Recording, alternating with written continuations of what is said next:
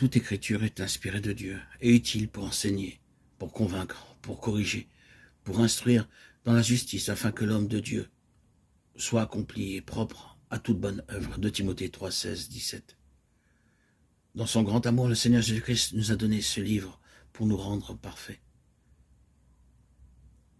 C'est pourquoi nous devons consacrer suffisamment de temps à genoux à étudier sa parole, pour le connaître toujours davantage, lui et ses vérités. Ils reçurent la parole avec beaucoup d'empressement, et ils examinaient chaque jour les Écritures pour voir si ce qu'on leur disait était exact. Actes 17, 11. Les croyants de Bérée sondaient les Écritures et approfondissaient la parole de Dieu pour connaître davantage Dieu et ses vérités.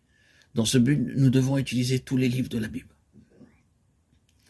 Puis il leur dit, c'est là ce que je vous disais lorsque j'étais encore avec vous, qu'il fallait que s'accomplisse tout ce qui est écrit de moi dans la loi de Moïse, dans les prophètes et dans les psaumes.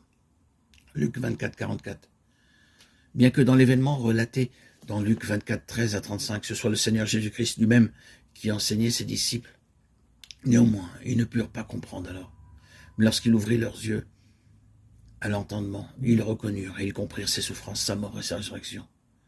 Nos yeux spirituels doivent s'ouvrir toujours davantage pour voir sa beauté. Aussi devons-nous prier constamment. Ô Seigneur, ouvre les yeux de mon entendement pour te connaître, toi et tes vérités. Selon Matthieu 13, 16 et 17, heureux sont vos yeux parce qu'ils voient, et vos oreilles parce qu'elles entendent. Je vous le dis, en vérité, beaucoup de prophètes et de justes ont désiré voir ce que vous voyez, et ils ne l'ont pas vu. Entendre ce que vous entendez, et ils ne l'ont pas entendu. Mais cela requiert la foi, l'humilité et la diligence. Ainsi, nous pourrons découvrir quel grand sauveur nous avons. Au 2e chapitre des Hébreux, l'apôtre écrit au sujet du dessein élevé que le Seigneur a en vue en nous sauvant, et de la haute vocation à laquelle il nous a appelés. Mais si nous n'y prenons pas garde, nous ressemblons à un récipient qui fuit. Un vase de terre, par exemple, peut avoir une toute petite fêlure, tellement petite qu'on ne l'aperçoit pas.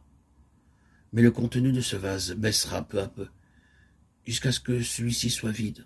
Aussi, si nous ne sommes pas prudents et diligents au sujet de notre salut, nous y perdrons beaucoup.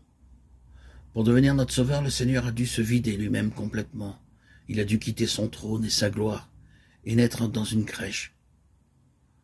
Pour nous, il s'est fait pauvre, et il a offert son corps tout entier pour être brisé, et son sang pour être versé.